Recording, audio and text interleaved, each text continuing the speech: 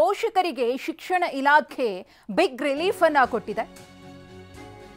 1ನೇ ತರಗತಿ ಪ್ರವೇಶಕ್ಕೆ ವಯೋಮಿತಿಯನ್ನ ಸಡಿಲಿಸಲಾಗಿದೆ. ಇದು ಟಿವಿ9 ವರದಿಯ ಬಿಗ್ ಇಂಪ್ಯಾಕ್ಟ್. ಟೆನ್ಷನ್ ನಲ್ಲಿದ್ದ ಪೋಷಕರಿಗೆ ಸರ್ಕಾರದಿಂದ ರಿಲೀಫ್.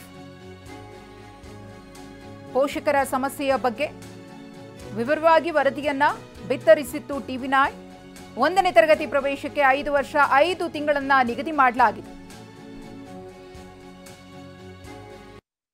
UKG ಪಾಸ್ ಆಗಿರಬೇಕು, 5.5 ಆಗಿರಬೇಕು. ಅದು ಈ ವರ್ಷಕ್ಕೆ ಮಾತ್ರ. ಓಕೆ, ಒಂದೇ, ನೆಕ್ಸ್ಟ್ ಇಯರಿಗಲ್ಲ. ಯಾಕೆಂದರೆ and this is guided by SCP.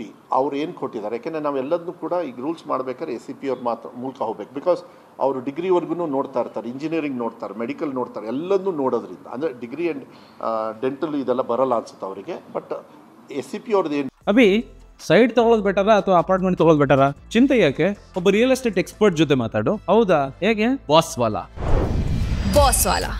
B the boss duty ಇದೆ. ನಾವು ಪ್ರಿವ್ಯೂ ಅವರ ಬೌಂಡ್ರಿಯಲ್ಲಿ ಬರೋದ್ರಿಂದ ಕರೆಕ್ಟಾಗಿ ಹೇಳಿಬಿಡ್ತೀನಿ. 5.5 ಕಂಪ್ಲೀಟ್ ಆಗಿರಬೇಕು, UKG ಮುಗಿಸಿರಬೇಕು. ಓಕೆನಾ? And it is only for this year. Anganwadi ಆಗಿರಬೇಕು, ಅಂಗನವಾಡಿ 3rd ಇಯರ್ ಆಗಿರಬೇಕು, 5.5 ವರ್ಷ ಮುಗ್ದಿರಬೇಕು. ಬಟ್ ಮುಂದಿನ ವರ್ಷದಿಂದ ಇಟ್ ಈಸ್ 6 ಇಯರ್ಸ್ ಅಂತ ಕ್ಲೀನಾಗಿ ಹೇಳಿದ್ದಾರೆ.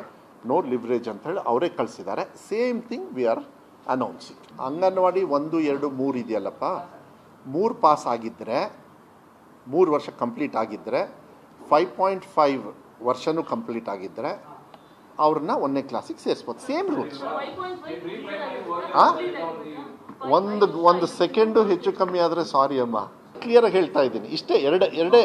ತುಂಬ ಕನ್ಫ್ಯೂಷನ್ ಬೇಡ. ಯಾಕೆಂದರೆ ಏನಾಗ್ತದೆ, ಸರ್ಕಾರಿ ಶಾಲೆ ಅಂದಾಗ ಅಂಗನವಾಡಿನೇ ನೀವು ತಗೊಳ್ಳೋದಲ್ವಾ, ಅಲ್ಲೂ ಕೂಡ ಅವರಿಗೂ ಪ್ರಾವಿಷನ್ ಕೊಡಬೇಕಲ್ವಾ.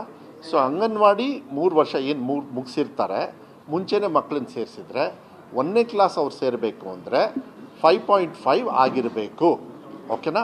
ಯಾವುದೋ ಒಂದು ಮಗು ಓದೇ ಇಲ್ಲ, ಅವ್ರಿಗೆ ಓದೋಕ್ಕೆ ಆಗಲಿಲ್ಲ, ಆದರೂ ಕೂಡ 5.5ಗೆ ಈ ವರ್ಷ ಸೇರಿಸ್ಕೊಳ್ಳಿ ಅಂದರೆ ಆಗೋದಿಲ್ಲ. ಸೊ UKG ಮುಗ್ದಿರಬೇಕು, ಅಂಗನವಾಡಿ 3 ಮುಗ್ದಿರಬೇಕು, 1ನೇ ಕ್ಲಾಸಿಗೆ 5.5ಗೆ ಈ ವರ್ಷ ಮಾತ್ರ. ಬಿಕಾಸ್ ಈ ಪ್ರೆಷರಲ್ಲಿ ನೆಕ್ಸ್ಟ್ ಇಯರಿಗೆ they have to get ready now only. ಅದನ್ನು ನಾನು ಇವಾಗಲೇ ಹೇಳ್ತಾ ಇದ್ದೀನಿ. UKG ಪಾಸ್ ಆಗಿರಬೇಕು.